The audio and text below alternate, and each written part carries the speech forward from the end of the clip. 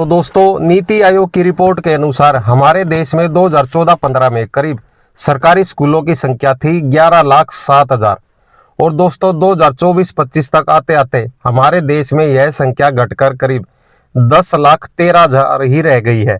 यानी पिछले 10 वर्षों में 94,000 यानी 94,000 सरकारी स्कूल हमारे देश में बंद हो गए हैं।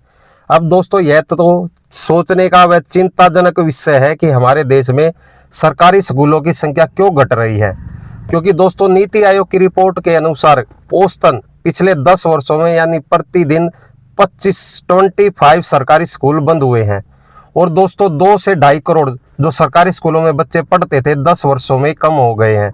अब दोस्तों, एक तरफ तो 2014-15 में हमारे देश का शिक्षा बजट था 68,000 करोड़ यानी 68,000 करोड़ और 2025-26 तक आते आते यह शिक्षा बजट बढ़कर हो गया 1,28,000 करोड़। दोस्तों, एक तरफ तो हमारे देश में शिक्षा बजट 2 गुना बढ़ गया है, लेकिन सरकारी स्कूलों की संख्या क्यों घट गई है, इसके पीछे 2-3 कारण जो कि नीति आयोग ने बताए। नंबर 1, हमारे देश में जो सरकारी स्कूलों में कम बच्चे थे उन बच्चों को दूसरे सरकारी स्कूल में मर्ज कर दिया गया है जिनमें सरकारी स्कूलों में बच्चे ज्यादा थे। नंबर 2 दोस्तों, हमारे देश में जो कि जन्म दर बहुत ही धीमी है और ग्रामीण क्षेत्र से जो जनसंख्या का पलायन है शहरी क्षेत्र की तरफ ज्यादा है।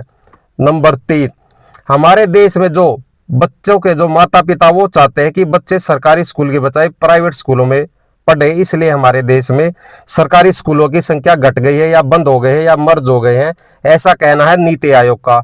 और इसका चेयरमैन कौन होता है? इसका चेयरमैन होता है प्रधानमंत्री जी। दोस्तों, ये तो बहुत ही चिंताजनक व सोचने का विषय है और आप भी कमेंट करके बताओ, शिक्षा बजट का जो पैसा था पिछले 10 वर्षों में किसकी जेब में चला गया, क्योंकि सरकारी स्कूलों की संख्या तो घट गई है। कमेंट करके जरूर बताओ और तब तक जीतू की डायरी के पेज को फॉलो करो और चैनल को सब्सक्राइब करो व लाइक करो। धन्यवाद दोस्तों।